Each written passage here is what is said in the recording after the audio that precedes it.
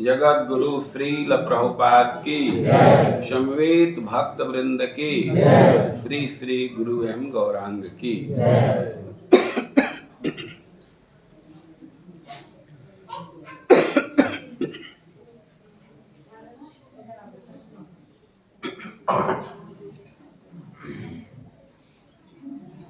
ओम अज्ञानतिमिरान्धस्य ज्ञानाञ्जनशलाकया चक्षुरुन्मीलितं येन तस्मै श्रीगुरवे नमः।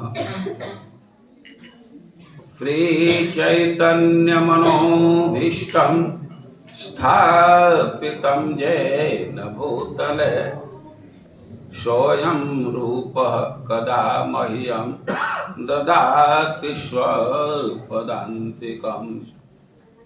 हे कृष्ण करुणा सिन्धो दीनबन्धो जगत्पते गोपेश गोपिका कान्त राधाकान्त नमस्तुते। जयतां सुरतोर्पङ्गः मम मन्दमतिर्गति मत सर्वस्वपदाम्भोज राधा मदन मोहनौ। तप्त कांचन गौरांगी राधे वृंदावनेश्वरी वृषभानुसुते देवी प्रणमामि हरिप्रिये। नमो महावदान्याय कृष्ण प्रेम प्रदायते कृष्णाय कृष्ण चैतन्य नाम्ने गौरतुषे नमः। वाञ्छाकल्पतरुभ्यश्च कृपा सिन्धुभ्यैव च पतितानां पावनेभ्यो वैष्णवेभ्यो नमो नमः। जय श्री कृष्ण चैतन्य प्रभु नित्यानंद श्री अद्वैत गदाधर शिवासादि गौर भक्तवृंद। हरे कृष्णा कृष्णा कृष्णा हरे हरे, हरे राम राम राम हरे। हम लोग एक प्यार का आवृत्ति करेंगे। प्यार है चैतन्य चरितामृत के मध्य लीला के 13वें अध्याय का 49 नंबर का मध्य लीला चैप्टर 13 टेक्स्ट 49। ओम नमो भगवते वासुदेवाय। ओम नमो भगवते वासुदेवाय। ओम नमो भगवते वासुदेवाय। ओम नमो भगवते वासुदेवाय। ओम नमो भगवते वासुदेवाय। ओम नमो भगवते वासुदेवाय। वैष्णवेर मेघघटाय भइल बादल कीर्तनानंदे सब बरसे नेत्र जल। वैष्णवेर मेघघटाय भइल बादल कीर्तनानंदे सब बरसे नेत्र जल। आ रहा है। वैष्णवेर मेघघटाय भइल बादल कीर्तनानंदे सब बरसे नेत्र जल। वैष्णवेर मेघघटाय भइल बादल कीर्तनानंदे सब बरसे नेत्र जल। दूसरे जगह कुछ पाठ भेद है अमृत नेत्र जल। ऐसे वैष्णवेर भक्तों का मेघ घटाए मेघों के संगठन से मेघों के संगठन से हैल हैला हो गई हो गई बादल बादल वर्षा वर्षा कीर्तन आनंदे कीर्तन आनंदे कीर्तन की दिव्य स्थिति में कीर्तन की दिव्य स्थिति में सब सब वे सब वे सब बरसे बरसे वर्षा वर्षा नेत्र जल नेत्र जल नेत्रों से जल। नेत्रों से जल। अनुवाद श्रील प्रभुपाद के द्वारा। तो सारे वैष्णव बादलों के समूह की तरह एक साथ आए। जब भक्तों ने अत्यंत भावपूर्वक नाम कीर्तन किया तो उनके आंखों से आंसू गिरने लगे, मानो आंखों से वर्षा हो रही हो। जगत गुरु श्रील प्रभुपाद की कथा सुबह से हम लोग प्रारंभ किए हैं। सुबह संक्षेप में कथा के विषय में परिचय दिया गया था कि चैतन्य महाप्रभु अद्भुत कीर्तन किए और श्री जगन्नाथ जी के रथ के समक्ष नृत्य किए। वो नृत्य इतना सुंदर था कि सब लोग आश्चर्य में पड़ गए और जगन्नाथ जी भी आश्चर्य में पड़ गए। और रथ यात्रा में एक कृत्य है, जगन्नाथ जी को उनके सिंहासन से रथ तक लाते हैं, उसको पांडु विजय कहते हैं। हम लोग पांडु विजय के विषय में सुन चुके हैं। भगवान रथ पर विराजमान हुए। रथ बहुत सुंदर लग रहा था। श्री रथाग्रे सुंदर रथ के समक्ष चैतन्य महाप्रभु नृत्य कर रहे हैं, तो रथ के विषय में कह रहे हैं बहुत सुंदर है। रथेर साजनी देखे लोके चमत्कार। केवल रथ के सजावट को देखने मात्र से व्यक्ति आश्चर्य में पड़ जाता था। सब हेममय रथ सुमेरु आकार। रथ को सोने से मढ़ा गया था और उसके ऊंचाई पहाड़ के जैसा था, सुमेरु पर्वत जैसा था। सत सत सुचामर दर्पण उज्ज्वल, ऊपर पताका शोभे चांदोआ निर्मल। रथ पर चामर रखे गए थे, सैकड़ों चामर थे और सुंदर सैकड़ों दर्पण थे। रथ के ऊपर पताका फहरा रहा था और चंदोवा का विस्तार किया गया था और विविध प्रकार के बाजे बज रहे थे। लीला चढ़िल ईश्वर रथेर ऊपर, आर दुई रथे चढ़े सुभद्रा हलधर। भगवान ने आनंद पूर्वक लीला करते हुए रथ पर आरूढ़ हुए। एक रथ पर भगवान जगन्नाथ और दूसरे रथ पर बलदेव जी, तीसरे रथ पर सुभद्रा जी, तीनों लोग आरूढ़ हुए। अब रथ यात्रा के विषय में कह रहे हैं कि 5-10 दिन ईश्वर महालक्ष्मी लैया तार संग क्रीड़ा कैल निवृत्त बसिया। 2 सप्ताह तक भगवान जगन्नाथ लक्ष्मी जी के साथ एकांत में निवास किए और अब उनके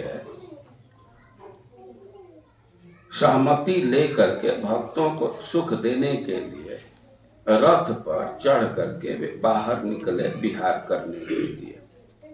तो कह रहे हैं कि सूक्ष्म श्वेत बालू पथे पुली नेर सब, दुई दिके टोटा सब जेन वृंदावन। चैतन्य भगवान जगन्नाथ रथ पर आरूढ़ हो करके निकल रहे हैं। लक्ष्मी जी से यही कहे कि हम कुछ भक्तों से मिलने के लिए जा रहे हैं। सब डिटेल नहीं दी।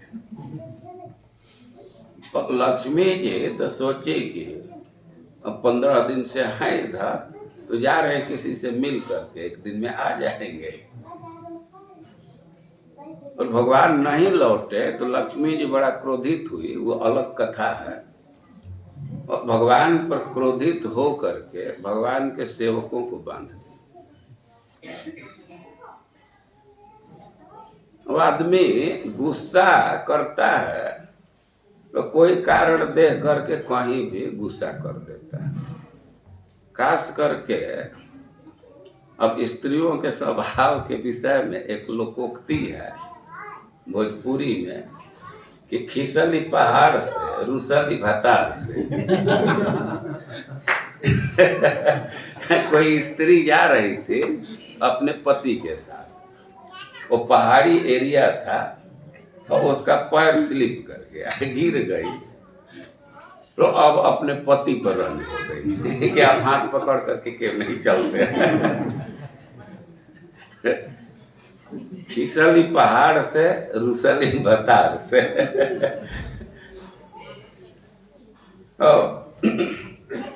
भगवान लक्ष्मी जी से कहे कि हम भक्तों से मिलने के लिए जा रहे हैं। कहाँ के भक्त से मिलने के लिए जा रहे हैं यह नहीं बतलाए। सच्चाई यह है कि भगवान वृंदावन के भक्तों से मिलने के लिए रथ पर आरूढ़ होकर के जाते हैं।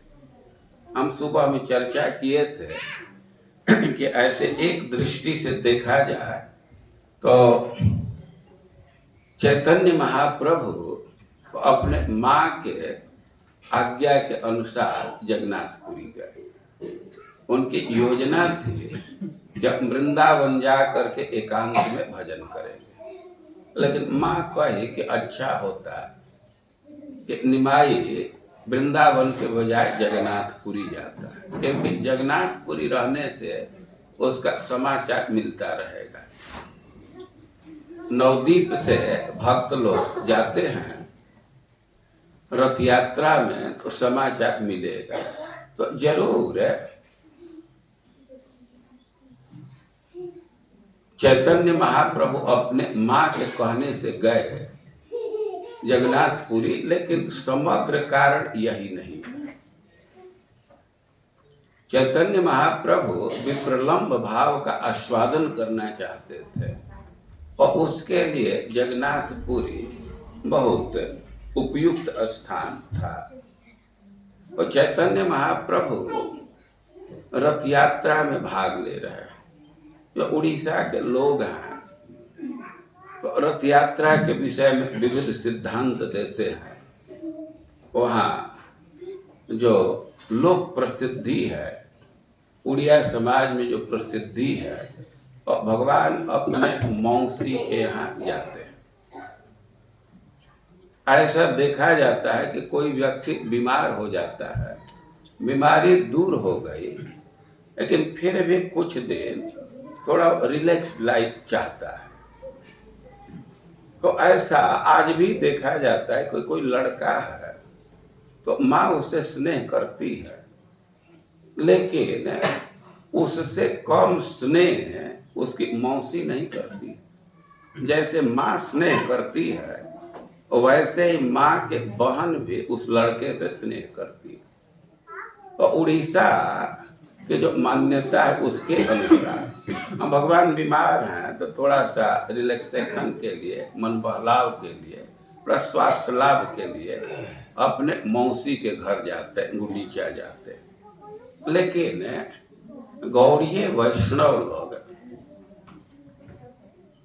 के मन में यह भाव है कि चैतन्य भगवान कृष्ण कुरुक्षेत्र में ब्रजवासियों से मिले और ब्रजवासी उनको मन ही मन रथ पर बैठा करके वृंदावन ले जा रहे हैं। तो एक सिद्धांत के अनुसार भगवान कुरुक्षेत्र से ये द्वारिका से रथ पर बैठ करके वृंदावन जा रहे हैं। और इस भाव से एक प्रसिद्ध रथ यात्रा निकाला भी गया। इसी मंदिर गाजियाबाद मंदिर ऑर्गेनाइज किया था और कुरुक्षेत्र से वृंदावन रथ ले गया।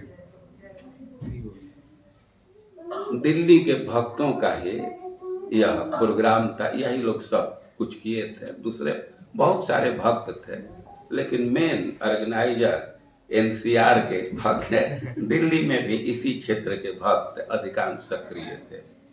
तो यहाँ कह रहे हैं कि जब रथ से निकल रहे हैं जगन्नाथ जी, तो सूक्ष्म श्वेत बालू पथ है पुली निरसम, वो मार्ग पर जा रहे हैं, रथ यात्रा जिस पथ पर हो रही है तो दोनों तरफ छोटा छोटा कण है, वो बालू का पथ है, एकदम श्वेत बालू है, सफेद दिख रहा है क्लियर। तो ऐसा लग रहा है कि यमुना जी का तट है। सूक्ष्म श्वेत बालू पथ है पुली निरसम, जो मार्ग है तो दोनों किनारे नहीं, वो जो मार्ग है तो वो दिख रहा है कि मानो यमुना जी का तट है, पुलिन है, और दुई दिगे टोटा सब जैन वृंदावन, और दोनों तरफ बगीचा है, बहुत पेड़ पौधे हैं। तो उस पेड़ पौधे से ऐसा लगता है कि मानो यह वृंदावन। तो कह रहे हैं कि गौड़ सब रथ नहीं, रथे चढ़ी जगन्नाथ करिला गमन, दुई पार से देखे चले आनंदित मौन। भगवान जगन्नाथ रथ पर बैठ करके चल रहे हैं और दोनों तरफ हरा भरा दृश्य देख रहे हैं, पेड़ पौधा देख रहे हैं, वन देख रहे हैं, तो बहुत आनंद अनुभव कर रहे हैं। ऐसा उनको अनुभव हो रहा है, भगवान को अनुभव हो रहा है कि हम वृंदावन चल रहे हैं, इसलिए उनको बहुत आनंद अनुभव हो रहा है। देखिए, वृंदावन के विषय में यह स्थापित बात है कि सबसे अधिक आनंद भगवान को वृंदावन में प्राप्त होता है। श्रीमद् भागवतम में सुखदेव गोस्वामी कहते हैं कि वृंदावनम गोवर्धन जमुना पुलिनानी च विख्यासित उत्तमा प्रीति राम माधवयोर नृप। जब कृष्ण बलराम महावन से वृंदावन में आए और वृंदावन में प्रवेश करते तुरंत वे गाड़ी से कूद गए, उतर गए, और वृंदावन के तरफ दृष्टि डाल रहे हैं तो देख रहे हैं कि वृंदावन दूर दूर में क्षेत्र है, खेलने का मैदान है, तो वृंदावन गोवर्धन, और वहीं से देख रहे हैं कि गोवर्धन दिख रहा है।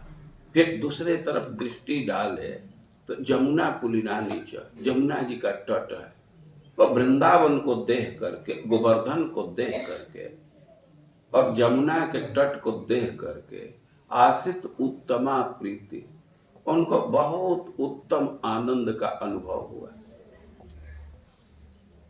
किसको आनंद हो रहा है? राम माधवयोर नृप, राम और माधव को।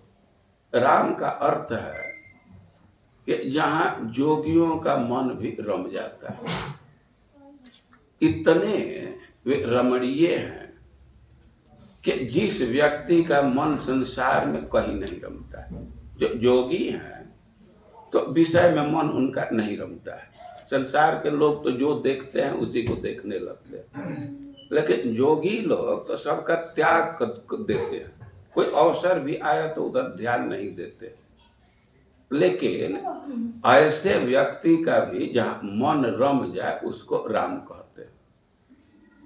और माधव जो लक्ष्मी जी का पति है, मतलब जो परम सुंदर है, आनंदमय है और सब प्रकार के समृद्धि से युक्त है, तो ऐसे कृष्ण बलराम का भी मन वृंदावन को देख करके बहुत आनंदित हुआ, उत्तमा प्रीति, ऐसा आनंद अनुभव कर रहे हैं कि अब तक ऐसा आनंद कहीं अनुभव नहीं किए थे।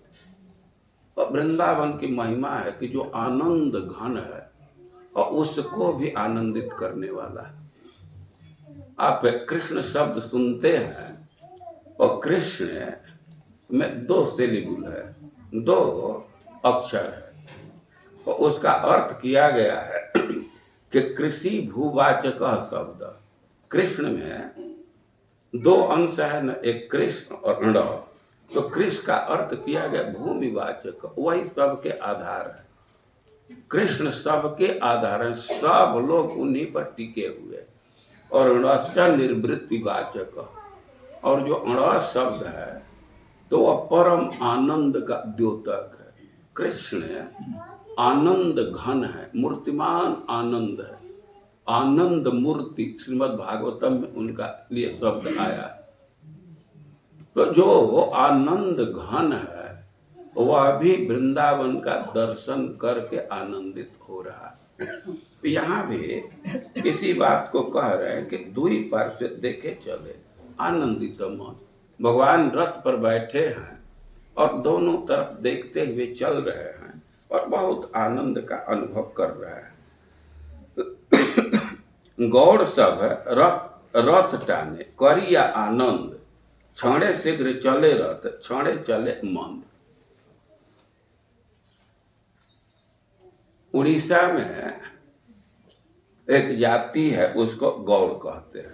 जनरली गौड़ से बंगाल का बोध होता है, लेकिन यहाँ कह रहे हैं कि गौड़ सब रथ टाने। जो गौड़ हैं तो वे रथ को खींच रहे हैं। यहाँ गौड़ उड़ीसा के एक वर्ग के लिए शब्द आया है, एक कम्युनिटी है, उसको गौड़ कहते हैं। तो मुख्य रूप से वही लोग रथ को खींच रहे हैं और बहुत आनंद के साथ खींच रहे हैं। तो क्षणे शीघ्र चले रथ, क्षणे शीघ्र चले रथ क्षणे चले मंद। और गौड़ लोग तो एक रथ खींच रहे हैं, लेकिन रथ कभी कभी तेजी से चलता था और कभी कभी धीरे से चलता था। अभी इसके पीछे क्या कारण है? तो कह रहे हैं कि कभी कभी तेजी से चल रहा है और कभी कभी धीरे धीरे चल रहा है। क्षणे स्थिर हैया रहे, टनी ले है ना चले, ईश्वर इच्छाए चले ना चले कार बोले। और कभी कभी तो रथ बिल्कुल रुक जाता था। अब गौड़ लोग या दूसरे लोग भी खूब उसको खींच रहे हैं, लेकिन रथ चल ही नहीं रहा है। अब टिप्पणी दे रहे हैं कि ईश्वर इच्छाए चले ना चले कारो बोले। ये जो रथ चल रहा है तो भगवान की इच्छा से चल रहा है, जगन्नाथ देव की इच्छा से चल रहा है। किसी के खींचने से वो नहीं चल रहा है, किसी के बल से वो नहीं चल रहा है। बल से चलता तो जितना खींचना चाहते, जिस स्पीड में ले जाने चाहते उस स्पीड में जाता, लेकिन ऐसा नहीं हो रहा। वो खींच रहे हैं, कभी कभी तो बहुत तेज चल रहा है और कभी कभी धीरे धीरे और कभी कभी रुक जाता है। जैसी भगवान की इच्छा है तो उसके अनुसार रथ की गति है। तो तबे महाप्रभु सब लैया भक्तगण स्वहस्ते पराइल सभे माल्य चंदन। अब चैतन्य महाप्रभु के लीला को प्रस्तुत कर रहे हैं। ये चैतन्य महाप्रभु अपने भक्तों के साथ रथ यात्रा में उपस्थित हैं।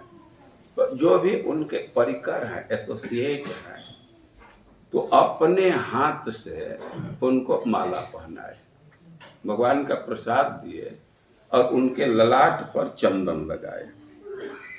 आप लोग देखते हैं मंदिर में आते हैं गर्मी के दिन में, गुरु पूजा में, तो चंदन लगाया जाता है।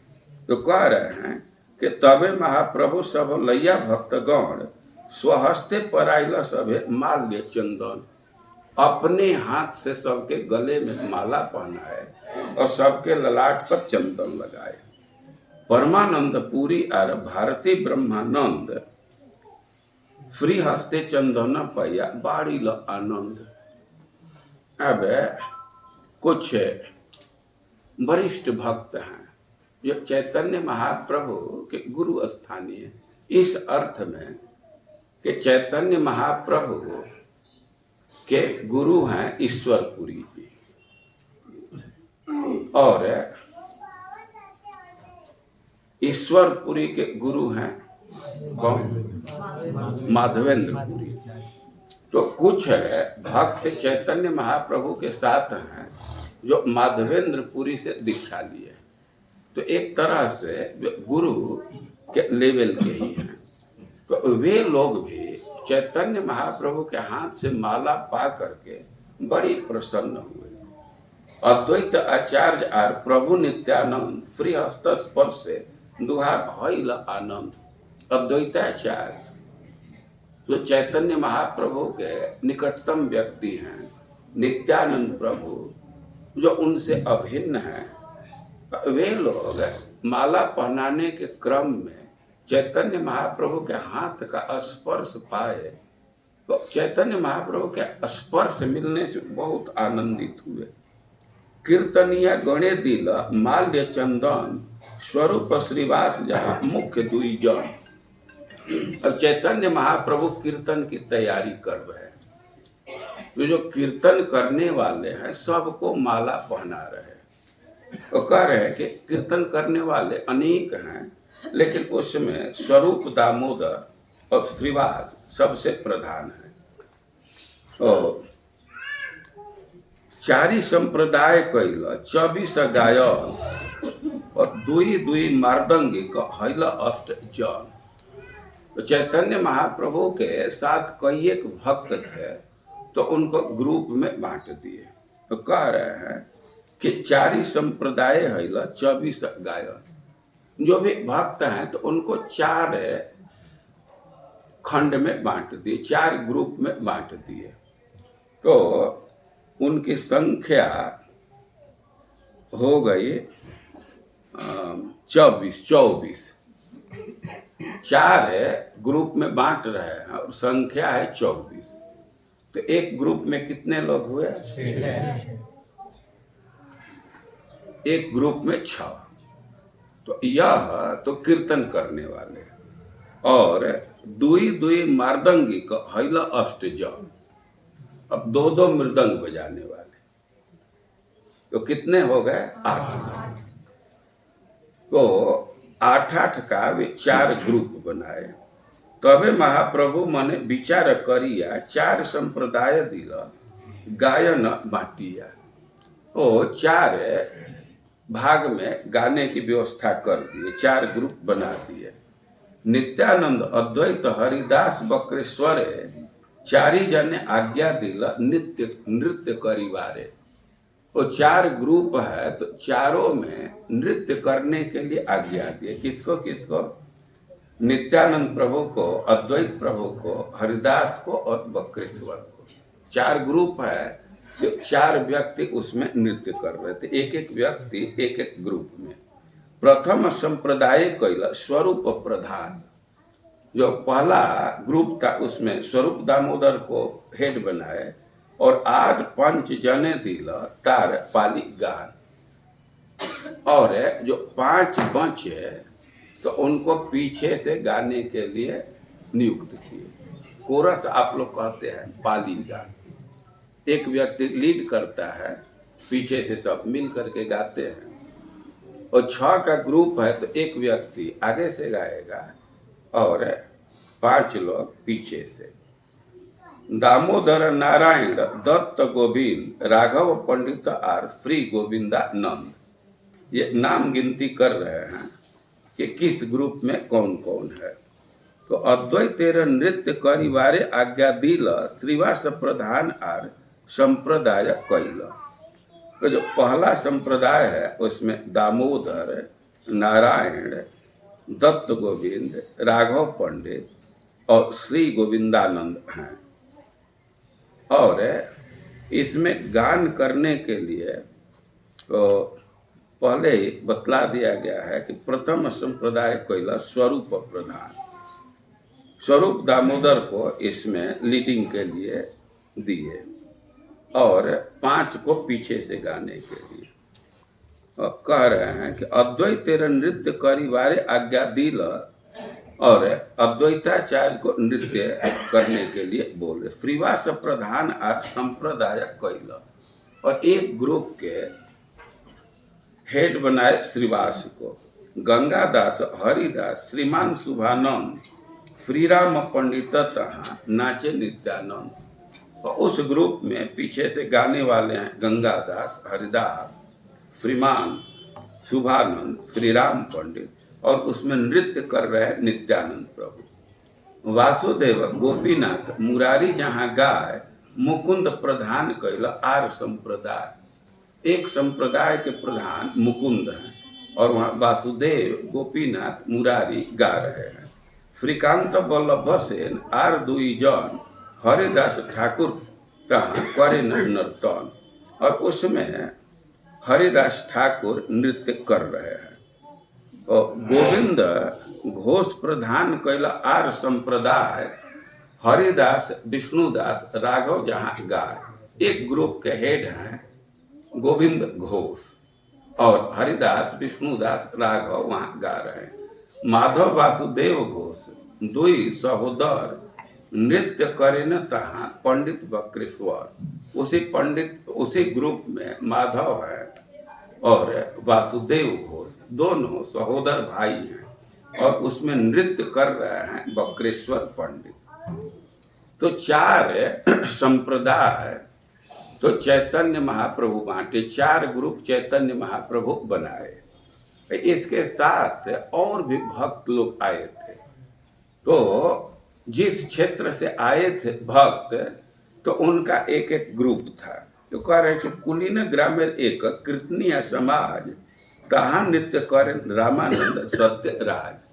तो कुलीन ग्राम से कुछ लोग आए थे, वहाँ नृत्य कर रहे थे सत्यराज जी, रामानंद और सत्यराज। और शांतिपुर आचार्य एक संप्रदाय अच्युतानंद नाचे तहाँ आर सब गाय। और शांतिपुर से एक टोली आई थी कीर्तन के लिए, तो वहाँ अच्युतानंद नृत्य कर रहे थे और लोग गा रहे थे। खंडेर संप्रदाय करे अन्यत्र कीर्तन, नर हरि नाचे तहाँ श्री रघुनंदन। और एक संप्रदाय था जो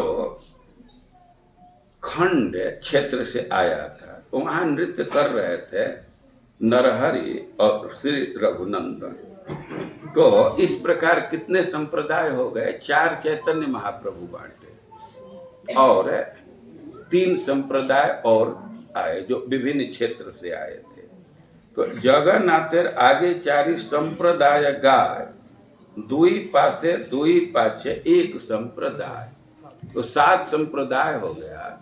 तो 4 संप्रदाय, 4 टोली चैतन्य महाप्रभु के नहीं, जगन्नाथ जी के आगे कीर्तन कर रहे थे, रथ के आगे।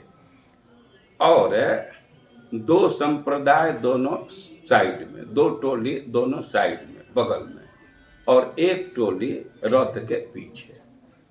7 संप्रदाय में 4 आगे और 2 संप्रदाय अगल बगल में और एक संप्रदाय पीछे। 7 टोली में कीर्तन चल रहा है। और 7 संप्रदाय बाजे, 14 मादल, जार ध्वनि सुनी वैष्णव हईल पागल। अब 7 संप्रदाय में 2-2 मृदंग बज रहा है, 14 मृदंग बज रहा है। तो मृदंग की आवाज सुन करके सब वैष्णव उन्मत्त हो गए, पागल हो गए। कीर्तन में मृदंग का बहुत महिमा है। वास्तव में जो नृत्य भक्त लोग करते हैं, तो मृदंग के सहयोग से, मृदंग बजता है ठीक से तो नृत्य अच्छा से होता है।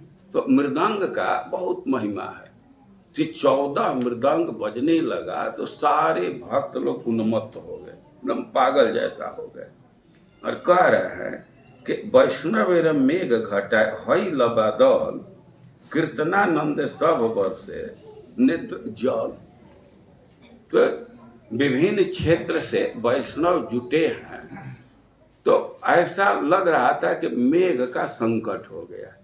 यहाँ इस प्यार में मेघ और बादल 2 शब्द आ रहा है।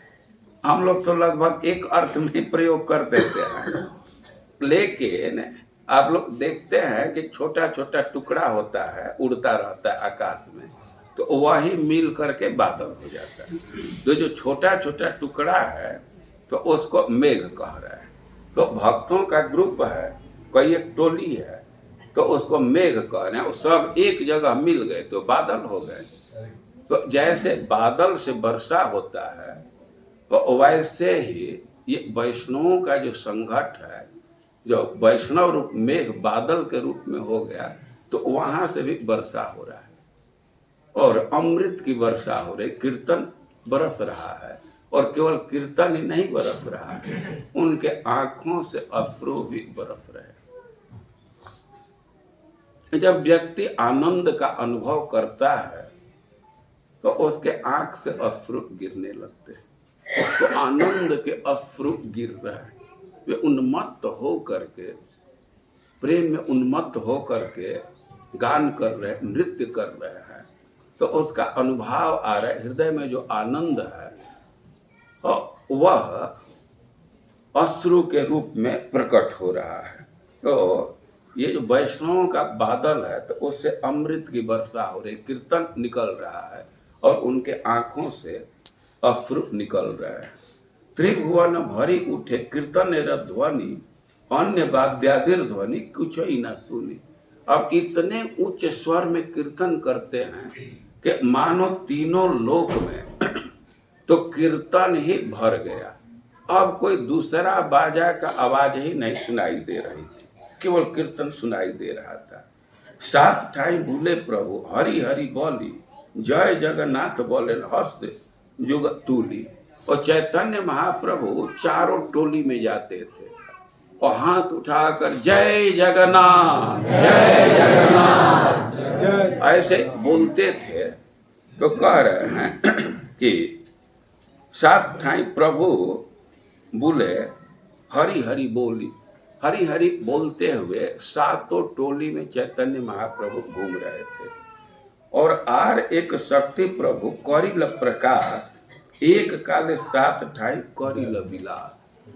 कीर्तन कर रहे हैं तो चैतन्य महाप्रभु घूम घूम करके चारों टोली में जा रहे थे। लेकिन अब एक अपने शक्ति का प्रकाशन किए, कुछ समय के लिए कह रहे हैं कि एक काले सात ठाई करिल विलास, एक समय में ही सातों संप्रदाय में उपस्थित हो, एक साथ सातों संप्रदाय में, सातों टोली में।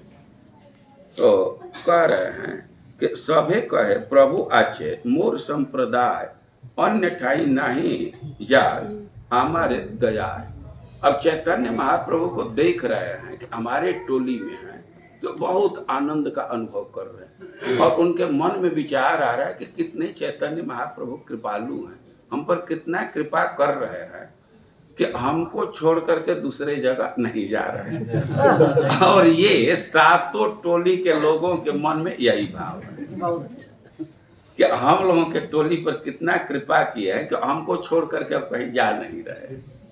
ये सातों ग्रुप के लोग अनुभव कर रहे हैं। केह लखिते नारे प्रभु अचिंत्य शक्ति, अतरंग भक्त जाने जार शुद्ध भक्ति। कि इस बात पर कोई ध्यान नहीं दे रहा है कि चैतन्य महाप्रभु सातों टोली में उपस्थित है। कोई कोई चैतन्य महाप्रभु के जो बहुत नजदीकी हैं, जिनकी भक्ति बहुत उन्नत है, तो वे लोग देख रहे थे कि चैतन्य महाप्रभु एक साथ सातों टोली में, सातों ग्रुप में है। तो कीर्तन देखिया जगन्नाथ हर्षित, संकीर्तन देखे रथ करिया स्थगित। अब इतना सुंदर कीर्तन हो रहा था कि जगन्नाथ जी बहुत आनंदित और कभी कभी रथ रोक करके कीर्तन देखने लगते। ऐसे तो कीर्तन देख रहे हैं, रथ पर चल रहे हैं, लेकिन कभी कभी रथ रोक करके और कीर्तन देखने लगते हैं। ऐसा देखा जाता है कि आनंद में व्यक्ति अपने रथ को रोक देता है। भगवान जब रास नृत्य कर रहे थे तो सूर्य अपने रथ को रोक दिए, चंद्रमा अपने गति को रोक दिए। चंद्रमा घूमते रहते हैं, लेकिन चंद्रमा एक जगह रुक करके रास लीला को देखने लगे।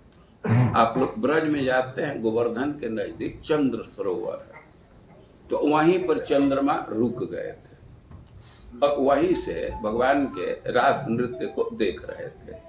तो कह रहे हैं यहाँ कि भगवान जगन्नाथ भी अपने रथ को रोक करके और कीर्तन देखने लगे। प्रताप रुद्र हईल परम विस्मय, देखिले विवश राजा हईल प्रेममय। चैतन्य महाप्रभु एक साथ सातों टोली में कीर्तन कर रहे हैं और कुछ कुछ भक्त लोग देख रहे थे। और उस समय प्रताप रुद्र भी देखे। प्रताप रुद्र जो राजा है तो वे भी देख रहे हैं कि चैतन्य महाप्रभु एक साथ ही सातों ग्रुप में है, वे प्रत्यक्ष देख रहे हैं। तो काशी मिश्र कहे राजा प्रभुर महिमा, काशी मिश्र कहे तुम्हार भाग्य नहीं सीमा।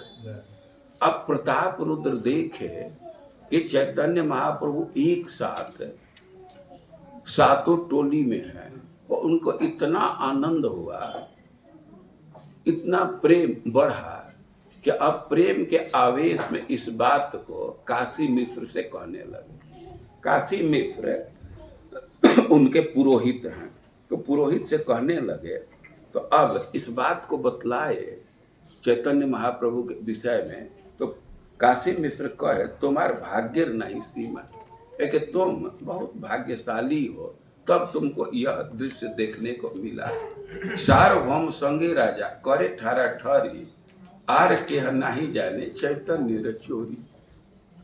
और प्रताप रुद्र सार्वभौम भट्टाचार्य के साथ इस बात को कह रहे थे। तो चैतन्य महाप्रभु एक साथ ही सातों संप्रदाय में नृत्य कर रहे हैं, तो सब लोग इसको नहीं देख रहे थे, लेकिन काशी मिश्र को जानकारी हो गई, सार्वभौम भट्टाचार्य को जानकारी हो गई और प्रताप रुद्र प्रत्यक्ष इसको देख रहे थे। तो जारे तार कृपा से ही जानी बारे पारे, कृपा बिना ब्रह्मा देकर जानी बारे नारे। अरे भगवान को तो वही व्यक्ति जान पाता है जिस पर भगवान की कृपा होती, जिसको वे अपने को जनाना चाहते हैं तो वही जान पाता है, नहीं तो सामने आने पर भी भगवान को नहीं व्यक्ति जान पाता। तो कह रहे हैं कि कृपा बिना ब्रह्मा देकर जानी बारे नारे। जब तक भगवान की कृपा नहीं है तो ब्रह्मा इत्यादि भी भगवान को नहीं जान सकते। राजा तुच्छ सेवा देखे प्रभु तुष्ट मोहन, से ही तब प्रसादे पाइला रहस्य दर्शन। पहले तो कहा गया है कि चैतन्य महाप्रभु के जो अतरंग भक्त हैं, जिनकी भक्ति बहुत उन्नत है, तो वही लोग इस दृश्य को देख पाए, चैतन्य महाप्रभु के इस लीला को देख पाए। और कह रहे हैं कि राजा प्रताप रुद्र भी देख रहे हैं। तो प्रताप रुद्र की तो यह स्थिति थी कि उनके सामने भी चैतन्य महाप्रभु नहीं जाना चाहते थे। भक्त लोग बार बार आग्रह कर रहे थे कि राजा आपसे मिलना चाहता है, लेकिन वे मिलते नहीं थे।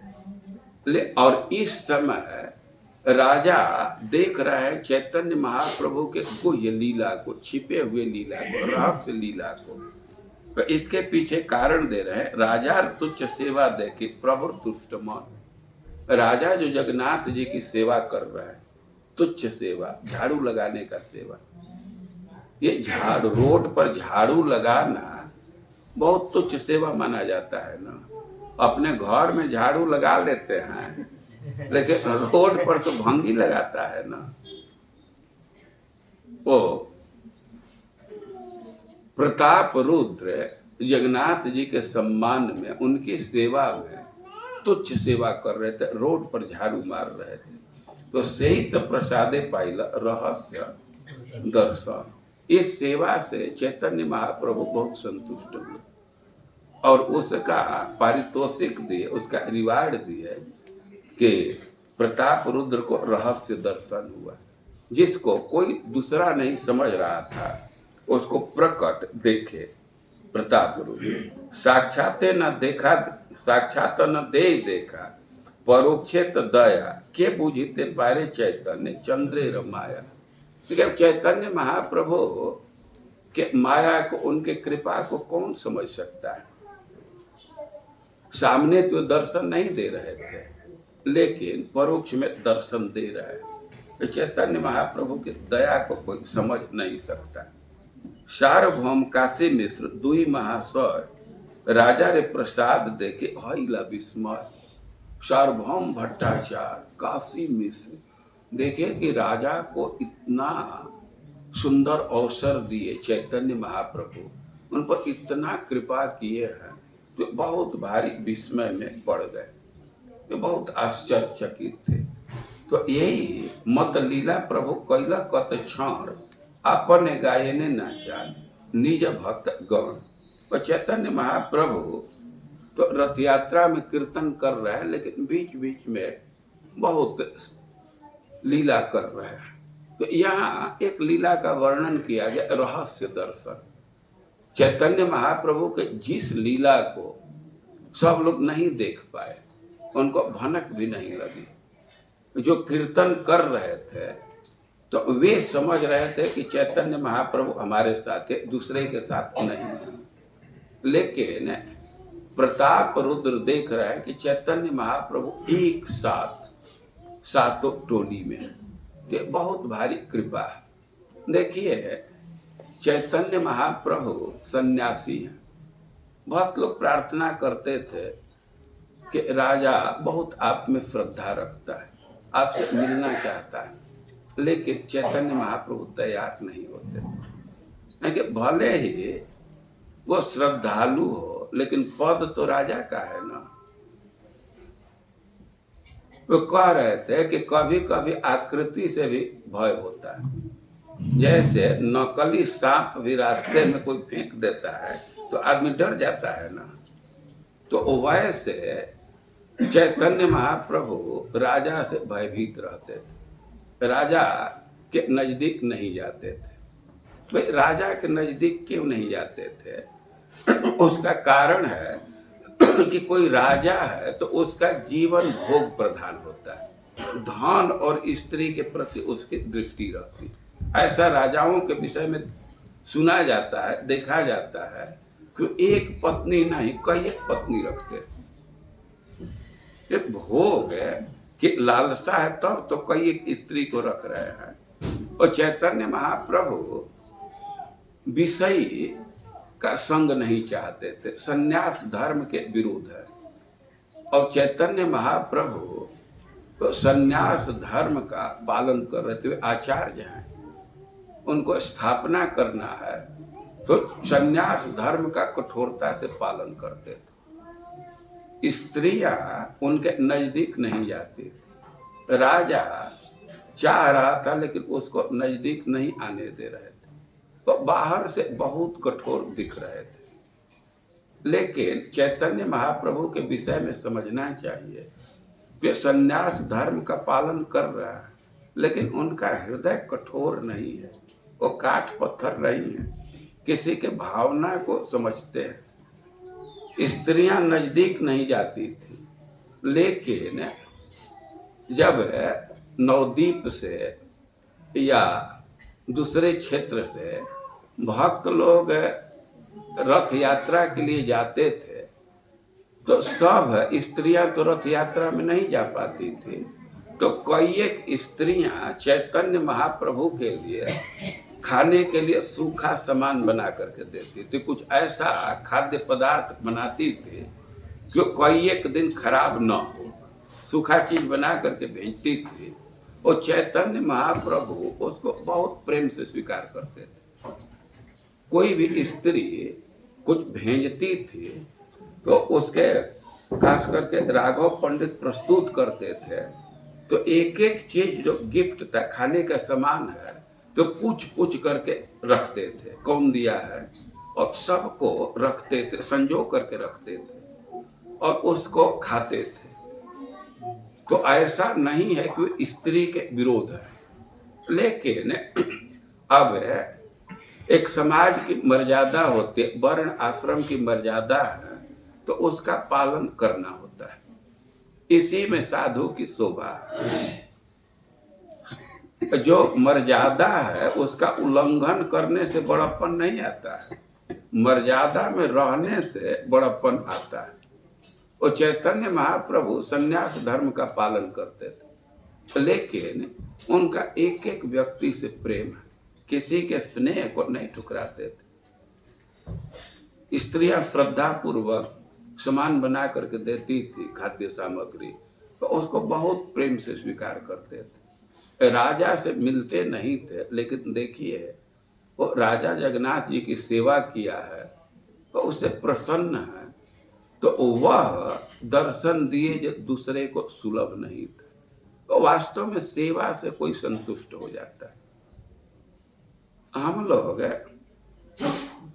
तो कई एक जगह जाते हैं, भक्तों के तरफ से प्रश्न आया करता है, हम वैष्णवों को कैसे संतुष्ट करें। श्रीमद् भागवतम में एक प्रसंग आता है, विदुर जी मैत्रेय ऋषि से मिले। मैत्रेय ऋषि भगवान से भागवत सुने थे। कथा ऐसे है कि भगवान अपने लीला का संवरण करना चाहते थे, लीला किए, अब संवरण करना चाहते तो उद्धव जी समझ गए। भगवान के जो व्यवहार था, हाव भाव था, तो उससे समझ गए कि भगवान अब अपने को उछल करना चाहते हैं। उद्धव जी बड़ा विकल होने लगे। वे भगवान के यहाँ पहुंच गए। भगवान पूरा तैयारी कर लिए थे और अब इस धरा धाम को छोड़ना चाहते थे, अपने को छिपाना चाहते थे। उद्धव जी लक्षण से समझ रहे थे। एक दिन की बात है कि भगवान बिल्कुल एकांत में जा करके बैठे थे। अब उद्धव जी भगवान को नहीं देखे, विकल होने लगे और भगवान के पास वे पहुंच गए। भगवान के गंध का अनुसंधान करके, भगवान के शरीर से दिव्य गंध निकलता है, तो गंध का स्वभाव है तो फैलता रहता है। जिस दिशा से गंध आ रही थी तो उस गंध का अनुसरण करते हुए भगवान के सामने पहुंच गए और भगवान से कहे कि हमें लगता है कि आप लीला का संवरण करना चाहते तो हमको अकेले मत छोड़िए, हमको साथ में ले चलिए। भगवान कहने लगे कि देखो, ये जो अनुमान कर रहे बिल्कुल सही कर रहे हैं। अब ये रहने लायक जगह नहीं है, हम तो इसका त्याग करेंगे ही। मैं कह रहा हूं कि तुम भी यहाँ मत रहो और रहने का स्थान भी नहीं रहेगा। आज के 7वें दिन तो द्वारका समुद्र में डूब जाएगा और हम तो यहाँ प्रकट हुए तो बहुत लोगों को संपर्क दिया, सानिध्य दिया, लेकिन कोई कोई क्षेत्र रह गया कि वहाँ मैं नहीं जा सका। तो तुम हमसे थोड़ा भी कम बुद्धि नहीं रखते। तो इस भागवत को तुम धारण करो, इस ज्ञान को धारण करो जगत के कल्याण के लिए, और तुम बद्रिकाश्रम चले जाओ। उद्धव जी बहुत विकल हो रहे थे। भगवान उनको समझाने लगे और वहीं मैत्रेय ऋषि आ गए। तस्यानुरक्तस्य मुनेर मुकुंद प्रमोद भावा नतकंधरस्य। मैत्रेय ऋषि बड़े ही उन्नत भक्त हैं। वे भक्ति के आनंद में रहते थे, इतने आनंद में रहते थे कि आनंद के मारे उनका गर्दन झुक गया था। तस्यानुरक्तस्य मुनेर मुकुंद प्रमोद भावा नतकंधरस्य। वे भक्ति के आनंद में निमग्न रहते थे, उसका अस्थाई अनुभव आ गया था, गर्दन झुक गया था। और वे भी भागवत सुन रहे थे, लेकिन उद्धव जी कह रहे हैं कि हम इतने कातर हो रहे थे कि हमको सांत्वना देने के लिए भगवान हमसे भागवत बोले, हमको ज्ञान दी। अब भगवान के विरह का अनुभव करके भगवान जब ओझल हो गए और उद्धव जी को अब वहाँ रहना बहुत कठिन हो गया, तो अपने विरह के शांति के लिए ब्रज में आ गए। उनको बद्रिकाश्रम में जाना था, लेकिन इतना विरह अनुभव कर रहे थे कि ब्रज में आ गए। अरे ब्रज में आने से क्या विरह शांत हो जाता है? श्रील प्रभुपाद जी लिखे हैं कि हम देखें या न देखें, आज भी ब्रज में भगवान के सानिध्य का अनुभव करते हैं, क्योंकि भगवान वहाँ हैं। वो प्रकट हम अपने आंख से देखें या न देखें, कुछ कुछ उनके सानिध्य का अनुभव होने लगता है। तो भगवान के सानिध्य को प्राप्त करने के लिए उद्धव जी ब्रज में आए। अब उधर की घटना है कि विदुर जी अपने परिवार से असंतुष्ट होकर के तीर्थ में निकल गए। परिवार में बहुत उद्वेग आता रहता है, कोई एक अड़चन आते रहते मन खिन्न हो जाता है। तो अपने भाई के व्यवहार से विदुर जी इतने उद्विग्न हो गए कि परिवार का त्याग कर दिए और तीर्थ में घूमने लगे। अब तीर्थ घूमते घूमते प्रभास क्षेत्र में आए तो वहां सुने कि यादव में लड़ाई हुई और वे सब कट करके मर गए। कोई बात सुने थे। अब वहां से प्रभास से घूमते घूमते मथुरा क्षेत्र में आए। अब उद्धव जी से भेंट हुई तो दौड़ करके गए, उद्धव जी को गले से लगाए और उद्धव जी से पूछने लगे, एक एक व्यक्ति के विषय में पूछने लगे। अब उद्धव जी कुछ देर तक तो एकदम चुप हो गए, वे कुछ बोल ही नहीं सके। प्रेम प्रसर संप्लुत। अब भगवान के विषय में पूछे, भगवान के संबंधियों के विषय में पूछे तो उद्धव जी का इतना प्रेम उमड़ गया कि उसी में डूबने लगे, उतराने लगे और तुष्णिम एकदम चुप हो गए। वे प्रश्न कर रहे हैं तो धीरे धीरे धीरे धीरे अपने को स्थिर किए और कहने लगे कि हम क्या उत्तर दें, क्या कुशल बतलाएं। अरे किसी को सांप अपने मुख में निगल ले तो उसका कुशल क्या बतलाया जाए, कोई कुशल बतलाने का जगह है। तो कृष्ण द्युमणि निम्लोचे, अरे कृष्ण रूप सूर्य तो चला गया तो सब काल रूप अजगर के मुख में चले गए, हम कुशल क्या बतला। और घटना को बतला है कि मैं तो भगवान का विरह अनुभव करके यहाँ आ गया और हमको शांत करने के लिए भागवत का ज्ञान भी। उद्धव जी कहने लगे कि यदि छिपाने लायक नहीं हो तो उस ज्ञान को हमको भी दीजिए, जो भगवान आपको ज्ञान दिए हैं तो ज्ञान हमको भी प्रदान कीजिए। उद्धव जी कहे कि मर्त्य लोक जिहासता, जब इस पृथ्वी का त्याग रहे थे, छोड़ रहे थे, तो उस समय मैत्रेय जी को आदेश दिए कि इस ज्ञान को तुम मैत्रेय को भी प्रदान कर देना। अभी मैत्रेय जी कहाँ मिलेंगे, उनको खोजते हुए विदुर जी गए हरिद्वार में। तो वहां वर्णन किया गया कि सौशील्य गुणाभित्र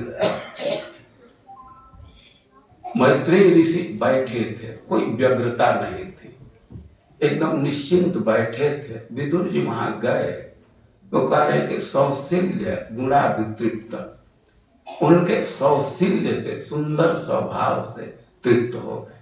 मैं यह बात कहने लगा कि कई एक वैष्णवी प्रश्न करते हैं कि हम कैसे वैष्णवों को संतुष्ट करें। तो देखिए कुछ लोगों का तो ऐसा स्वभाव है, मधुर स्वभाव है कि उनके स्वभाव से व्यक्ति तुष्ट हो जाता है, तो उसके लिए तो बहुत समस्या नहीं है। लेकिन उनके लिए बहुत भारी समस्या है जिनका स्वभाव कठोर है। हम लोगों जैसे व्यक्ति के लिए बहुत भारी समस्या है, लेकिन फिर भी किसी को संतुष्ट किया जा सकता है। सेवा करने से कोई भी संतुष्ट हो जाता है। दुर्वासा किसी भी सेवा करने से संतुष्ट हो जाते हैं। तो यहाँ मैं कहने लगा कि चैतन्य महाप्रभु कृपा कर रहे हैं प्रताप रुद्र पर, तो उनके सेवा से संतुष्ट होकर, सेवा की बहुत महिमा है। देखिए अवसर पा करके मैं एक बात कह रहा हूं कि आज ऐसी ऐसी समस्या आ रही है कि स्त्रियां आकर के प्रश्न करती हैं, महाराज हमारे पति अनुकूल नहीं, हम क्या करें, और क्या क्या बात बोलने लगती। लेकिन सच्चाई यह है कि कोई भी पति है तो ऐसे ही पत्नी से आकृष्ट रहता है, और यदि पत्नी मधुर वचन बोले और सेवा करे तो पति को अपने अधीन कर लेगी। वे अधीन करना बिल्कुल आसान है, क्योंकि भगवान ने स्त्रियों की रचना ही इसीलिए की है। अब श्रीमद् भागवतम में एक प्रसंग पढ़ते हैं, किसका, दिति का। कश्यप जी की सेवा करने लगे, वो कह रहे हैं मधुरया गिरा, सेवा कर रहे थे और मधुर वाणी के साथ। अब हमें स्त्री के विषय में बहुत जानकारी नहीं है, लेकिन जैसा हमारा अनुभव है कि सेवा तो करती रहती है, लेकिन कंप्लेन ठोकते हुए कुछ बोलते रहती है। हम एक जगह गए वृंदावन में, तो एक भक्त से पूछे कि तो आप अपने से भोजन बना लेते हैं? तो कहे कि हाँ अब बना लेते हैं, चली जाती है तो आप अपने से कर ले। तो पत्नी कहने लगी, हाँ ये बना लेते हैं, लेकिन मैं आती हूँ तो 7 दिन तो सेट करने में लगता है। इधर से उधर सब चीज फेंक देते हैं। वो सेवा तो जरूर करती है, उनके स्वभाव में है, लेकिन वे कुछ ना कुछ बोलते हुए, कंप्लेन करते हुए सेवा करती है। 2 स्थिति में बहुत मधुर बोल करके सेवा करती है। कोई पत्नी से गलती हो गई तो अब बहुत मधुर बोलेगी, या अब पति से कुछ मांगना है तो उस समय बहुत मधुर बोलेगी। तो दिति के विषय में है कि मधुरया गिरा, वो बड़ा मधुर वाणी से बोल रही थी। अब सेवा की तो कश्यप जी अपने से कहते, बाढ़ ठीक है, जो तुम्हारी इच्छा हो वो मांग लो। अब एक प्रश्न होगा कि कश्यप जैसा व्यक्ति वो स्त्री को माया को क्यों नहीं समझा? उसका तो कपटपूर्ण व्यवहार था। अब उनसे मांगना चाहते थे कि हमको ऐसा पुत्र चाहिए जो इंद्र का वध करे। और इंद्र का वध मतलब कश्यप के पुत्र का वध करे। इंद्र तो कश्यप जी के पुत्र है ना, दूसरे स्त्री के गर्भ से जन्म लिए, वे अदिति के पुत्र हैं। तो माता के दृष्टि से देखा जाए तो मौसी के लड़के हैं, उधर से भी क्लोज रिलेशन है, क्योंकि दिति अदिति तो दोनों बहन हैं। और इस पक्ष से देखा जाए तो एकदम कश्यप जी के पुत्र है, लेकिन वह इंद्र का वध करने के लिए पुत्र चाहते थे, वो इसके लिए सेवा कर रही थी, खूब मधुर वचन बोल रही थी। और अब उसके सेवा से इतना संतुष्ट हो गए कि उसके मांगने के पहले ही बोल दिए, बारम ठीक है, जो तुम्हारी इच्छा मांग लो। अब एक प्रश्न उठाया गया, कश्यप जी ऐसा क्यों कहती? तो सुखदेव गोस्वामी कह रहे हैं कि ये कोई आश्चर्य की बात नहीं है, क्योंकि भगवान स्त्री की रचना ही किए हैं पुरुषों के मति को हरने के लिए।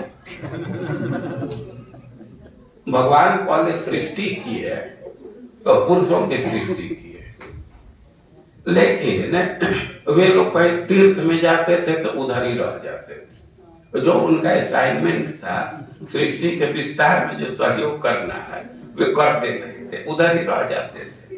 ब्रह्मा जी कहे कि ये तो हमारे प्रोजेक्ट में ठीक से काम नहीं कर रहे हैं, तब स्त्री की रचना कर दी है। अब जब स्त्री हो गई तो मतिर जजागृत, अब पुरुषों का मन तो इतना खींच गया कि अब कहीं को दूर रहेंगे, वो तुरंत लौट आते हैं। उधर भी जाते हैं तो रोज फोन पर बात करते रहते हैं। बच्चे को भेज दी, टिफिन तैयार हो गया, फोन से बात करते रहते हैं। तो मति स्वाभाविक खींचा हुआ है, और स्त्री कोई ठीक से सेवा करती है, समर्पित है, तो पति पर उसका अधिकार हो जाता है। हम तो बार बार इस बात को कहते हैं कि देखो, लड़ाई करोगी तो बहुत होगा तो आधा पर तुमका अधिकार हो जाए, और यदि सेवा करोगी, समर्पण के भाव से रहेगी, तो पूरा पर अधिकार तुम्हारा है। यहाँ ये प्रसंग आ गया कि चैतन्य महाप्रभु कृपा कर रहे हैं, एक प्रताप रुद्र के सेवा से संतुष्ट हो गए। और भाई सिद्धांत समझना चाहिए, केवल आशीर्वाद मांगने से नहीं मिलता है। आप सुंदर व्यवहार करेंगे, सेवा करेंगे तो स्वतः ही आशीर्वाद निकल जाता है, वह ज्यादा प्रभावी होता है। तो आशीर्वाद प्राप्त करने के लिए सेवा का बहुत महिमा है। श्रील प्रभुपाद जी इस काम की स्थापना किए हैं और बहुत जगह सेवा का अवसर प्रदान किए। जहाँ मंदिर स्थापित हो जाता है तो बहुत लोगों को सेवा का अवसर मिलता है। तो इस अवसर का लाभ लेना चाहिए। सेवा करने से ही भगवान की कृपा की प्राप्ति होती है। जो हम यहाँ कह रहे हैं कि यही मतलब लीला प्रभु कैला कत क्षण आपन गायन नाचा निज भक्त गण। तो चैतन्य महाप्रभु कीर्तन कर रहे हैं और भक्तों को लेकर के नृत्य कर रहे हैं। तो कबू एक मूर्ति प्रभु हन बहुमूर्ति कार्य अनुरूप प्रभु प्रकाश है शक्ति। और कभी कभी चैतन्य महाप्रभु एक मूर्ति में थे, घूम करके जाते थे, और कभी कभी कई एक मूर्ति में हो जाते थे। और चैतन्य महाप्रभु को इसके लिए कुछ करना नहीं पड़ता था। करे कार्य अनुरूपे प्रभु प्रकाश है शक्ति। भगवान की लीला शक्ति जैसी आवश्यकता है उसके अनुरूप भगवान के मूर्ति को प्रकट कर देती है। लीला वैसे प्रभु नहीं निजानुसंधान इच्छा जानी लीला शक्ति करे समाधान। चैतन्य भगवान तो अपने लीला के आवेश में रहते, उनको बहुत चीज पता नहीं रहता है, लेकिन भगवान की जो शक्तियां हैं तो वे सदैव सावधान रहती है और वे समाधान कर देती है। भगवान की जो शक्तियां हैं तो वे लीला के अनुरूप व्यवस्था कर देती है। भगवान तो लीला में ऐसे आविष्ट रहते हैं कि उनको कुछ पता नहीं रहता है। हम लोगों के संप्रदाय में बड़ा ही प्रसिद्ध ग्रंथ है, बहुत उन्नत ग्रंथ है, गोविंद लीलामृत। हाँ, उसमें वर्णन है कि भगवान जब निकुंज में शयन करते हैं, राधा रानी का आलिंगन करके वो शयन किए हैं, तो इतना सुख अनुभव करते हैं कि प्रिया प्रियतम दोनों कोई हटना नहीं चाहता है। यद्यपि वे जग गए हैं, लेकिन राधा रानी थोड़ा भी हिलती नहीं है कि हमारे प्रियतम को कोई कष्ट न हो जाए, उनका निद्रा भंग न हो जाए। और भगवान भी जगे होते हैं, लेकिन वे भी इतना सुख अनुभव करते हैं कि हटते नहीं। लेकिन वृंदा देवी सावधान है, सूर्योदय होने के पहले पक्षियों को भेज देती और पक्षियां जा करके बोलने लगती है, कह रहे सूर्योदय हो गया। अब थोड़ा लोक लज्जा का भी ध्यान रखिए, बहुत बदनामी हो जाएगी। अब निद्रा का त्याग कीजिए, अपने इज्जत का मत त्याग कीजिए, निद्रा का ही त्याग कर दिए। निद्रा विजय, निद्रा का त्याग कीजिए। तो वे जाकर के समझाने लगती। कई एक उदाहरण दिया गया है। भगवान एक बार बैठे थे और गोपियां अनुसंधान कर रहे थे, कृष्ण का अन्वेषण कर रहे थे। तो भगवान ने गोपियों से बचने के लिए चतुर्भुज रूप धारण कर लिए। गोपियां तो नमस्कार करेंगी, वो चतुर्भुज रूप देख से आकृष्ट नहीं होंगे, लेकिन राधा रानी जब नजदीक गए तो अपने से ही उनका दो भुजा उड़ गया, निकल। अब अपने योजना के अनुसार तो 4 भुजा धारण किए, लेकिन लीला शक्ति अब इतना सक्रिय है कि राधा रानी की पहचान कराने के लिए 2 हाथ को उड़ा दी। तो यहाँ बोल रहे हैं कि अलौकिक लीला गौर करे क्षण पूर्वे नहीं, इधर पहले था लीला वैसे प्रभु नहीं निजानुसंधान। चैतन्य भगवान को लीला के आवेश में अपना अनुसंधान नहीं है, लेकिन इच्छा जानी लीला शक्ति करे समाधान। लेकिन भगवान के इच्छा को समझ करके जैसी आवश्यकता है उसके अनुरूप व्यवस्था लीला शक्ति बना देती है। पूर्वे जैसे रासादी लीला कैला वृंदावन ने अलौकिक लीला गौरव कैल क्षणे क्षणे। जैसे भगवान ने रास लीला में कई एक लीला किए, गोपियों के दो गोपियों के बीच में खड़े हो गए, तो वैसे ही चैतन्य महाप्रभु लीला कर रहे हैं। भक्तगण अनुभव नहीं जाने आम श्री भागवत शास्त्र ताहत प्रमाण, केवल भक्त लोग ही भगवान के इस लीला को समझ पाते हैं। भागवत इसका प्रमाण है। यही मत महाप्रभु करे नृत्य रंगे, भाषा इल सब लोके प्रेमी तरंगे। वो चैतन्य महाप्रभु रथ यात्रा में नृत्य कर रहे, कीर्तन कर रहे, और उसका परिणाम हुआ कि सब लोग प्रेम में डूब गए। यही मत हैला कृष्ण रथे आरोहण, तार आगे प्रभु नाचा इला भक्त गण। जगन्नाथ जी रथ पर चल रहे हैं और चैतन्य महाप्रभु और भक्त लोग आगे आगे नृत्य कर रहे हैं। आगे सुन जगन्नाथ गुंडीचा गमन, तार आगे प्रभु ऐसे करीला नर्तन। तो कह रहा है कि आगे का वर्णन सुनिए कैसे चैतन्य महाप्रभु नृत्य किए। तो यही मत कीर्तन प्रभु करीला कत क्षण, आपन उद्योगे नचा इला भक्तगण। चैतन्य महाप्रभु कीर्तन कर रहे हैं तो भक्तों को नचा रहे हैं। आपन नाचिते जब प्रभु मन भइल, सात संप्रदाय तब एकत्र करिल। अभी तो दूसरे भक्तों को नियुक्त किए थे नृत्य करने के लिए। पहले हम लोग वर्णन सुन चुके हैं, किसी में अद्वैताचार्य को, किसी में बकरेश्वर को। अब चैतन्य महाप्रभु की खूब नृत्य करने की इच्छा हुई, तब वे क्या कर रहे हैं कि सात संप्रदाय तब एकत्र करिल। वे सातों संप्रदाय को इकट्ठा कर लिए, सातों ग्रुप को, सातों टोली को इकट्ठा कर लिए। श्रीवास रमाई रघु गोविंद मुकुंद, हरिदास गोविंदानंद माधव गोविंद। उदंड नृत्य प्रभु जब हैल मन, स्वरूप संगे दिल यही नव जन। अब वे नया ग्रुप तैयार कर दिए, सबको मिला करके, और स्वरूप दामोदर के साथ 9 लोगों को लगा दिए कीर्तन करने के लिए। वो नाम गिनती कर रहे हैं कि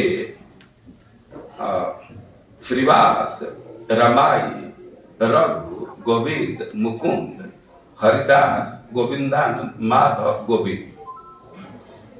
और यही 10 जन प्रभु संगे गाय धाय, आर सब संप्रदाय चारि दिके गाय।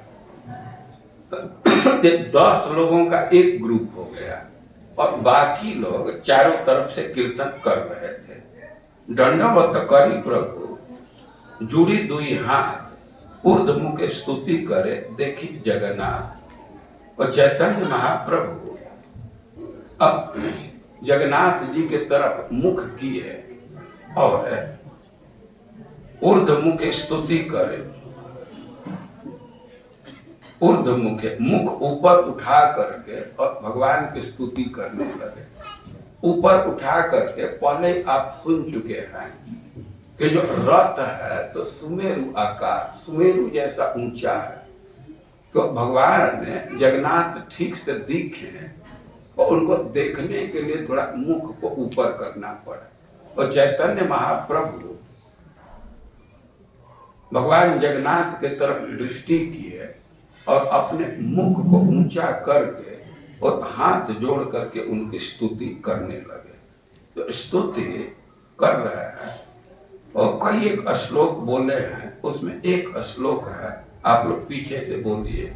नमो ब्रह्मण्य देवाय, नमो ब्रह्मण्य देवाय, गो ब्राह्मण हिताय च, गो ब्राह्मण हिताय च, जगद्धिताय कृष्णाय, जगद्धिताय कृष्णाय, गोविंदाय नमो नमः, गोविंदाय नमो नमः। नमो ब्रह्मण्य देवाय, नमो ब्रह्मण्य देवाय, गो ब्राह्मण हिताय च, गो ब्राह्मण हिताय च, जगद्धिताय कृष्णाय, जगद्धिताय कृष्णाय, गोविंदाय नमो नमः, गोविंदाय तो इस श्लोक में नमः शब्द आ रहा है। कितने बार नमः शब्द आ रहा है? 3 बार। 2 बार अंत में है श्लोक के और 1 प्रारंभ। तो एक ही शब्द का बार बार आवृत्ति कर रहा है। तो यह अति आदर को दिखा रहा है। जगन्नाथ जी की स्तुति कर रहा है अति आदर के साथ। आदर के अतिशयता प्रदर्शित हो रहा है कि एक ही शब्द का 3 बार प्रयोग कर रहे हैं। तो बहुत आदर से बोल रहे हैं और कह रहे हैं कि नमो ब्रह्मण्य देवाय। ब्रह्मण्य देव को नमस्कार। ब्रह्मण्य देव 2 शब्द है, ब्रह्मण्य और देव। तो देव का अर्थ होता है पूज्य, जिसकी पूजा करते हैं, जो आदर है, करने लायक है, तो उसको देव कहते हैं। और ब्रह्मण्य शब्द का अर्थ है जो ब्रह्म का विद्वान है, जो ब्रह्म को जानता है, उसको ब्रह्मण्य कहेंगे। ब्रह्म मतलब वेद। तो ब्रह्मण्य का अर्थ है जो वेद के विद्वान है। तो जो वेद के विद्वान है और उनको बहुत श्रेष्ठ माना जाता है, लेकिन उनके भी पूज्य भगवान है।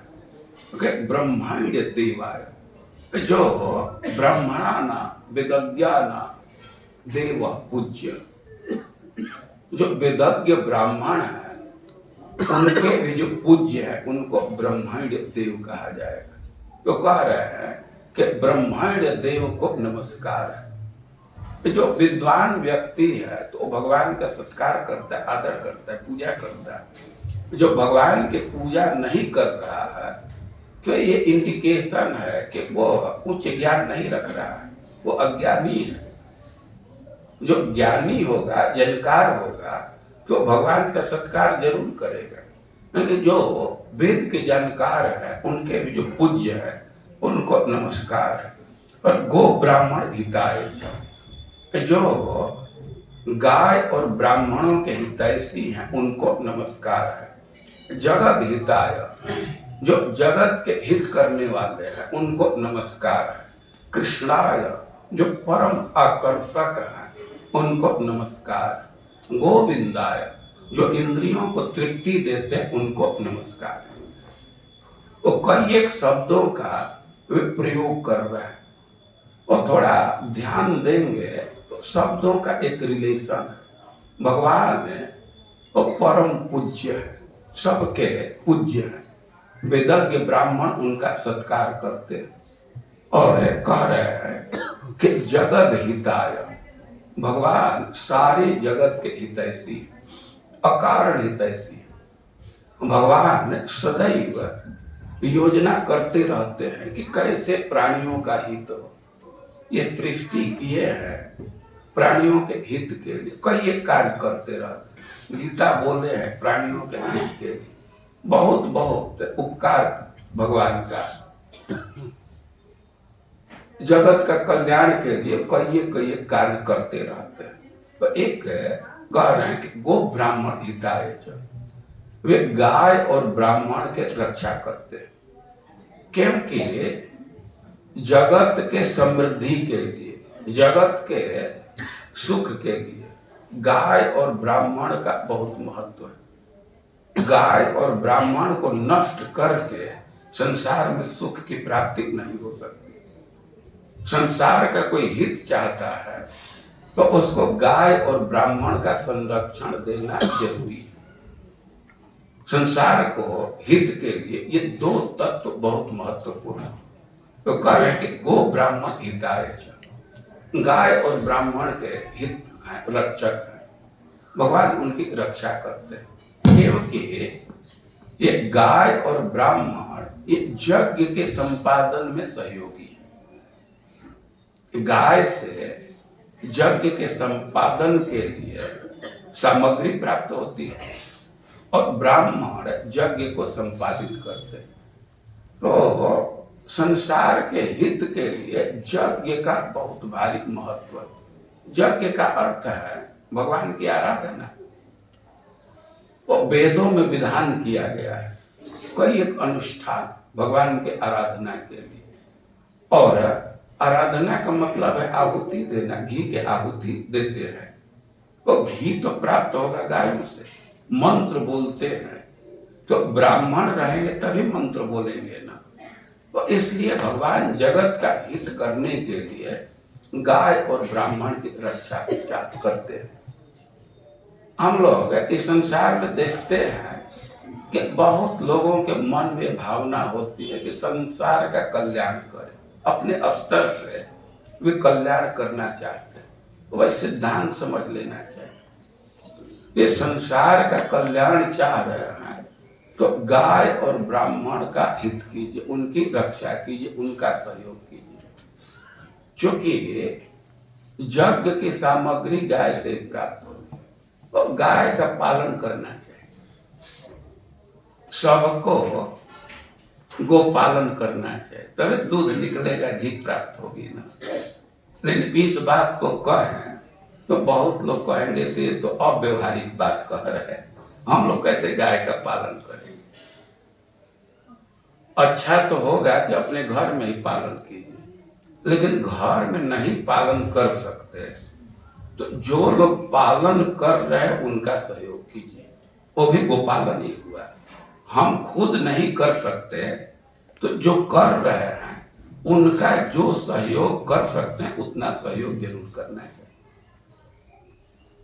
जो लोग गाय पाल रहे हैं तो आप भी कुछ सहयोग कर सकते हैं ना, कुछ चारा दे सकते हैं या और भी कुछ सहयोग कर सकते हैं, तो उतना जरूर करना चाहिए। गाय और ब्राह्मण के अभाव में जगत का हित नहीं हो सकता। तो गो ब्राह्मण हिताय, भगवान गायों की रक्षा करते, ब्राह्मणों की रक्षा करते, क्योंकि जगत हिताय, क्योंकि जगत का हित करना चाहते। कृष्णाय गोविंदाय, और अंततः जगत का हित होगा कृष्ण से संबंध स्थापित करने, और ये कठिन कार्य नहीं है। कृष्णाय परम आकर्षक है, ये तो आवरण के चलते हम नहीं खींच रहे हैं। जब ही आवरण हट जाए तो हम स्वतः ही खींच जाएंगे, और एक बार कृष्ण से खींच गए तो सदा सदा के लिए सुखी हो जाएंगे, सबका कल्याण हो जाएगा। और कृष्ण से खींचने में खींच गए तो उसका लक्षण भी आएगा, हमारे इंद्रियों को, मन को बहुत भारी संतुष्टि मिलेगी। भक्ति का ये लक्षण है कि संसार से विरक्ति होती है और भगवान का अनुभव होता है, और भगवान का अनुभव होता है तो चित्त को शीतलता प्राप्त होता है। विषय का भोग करते हैं, थोड़े देर के लिए इंद्रियों को सुख मिलता है, लेकिन अंततः आप विषाद में पड़ते हैं, शांति अनुभव नहीं करते, जलन अनुभव करते हैं। लेकिन यदि भगवान का अनुभव हो तो सदा सर्वदा के लिए अद्भुत शीतलता का अनुभव करेंगे, सुख का अनुभव करेंगे। तो गोविंदाय, भगवान हमारे इंद्रियों को हरे कृष्णा हरे कृष्णा,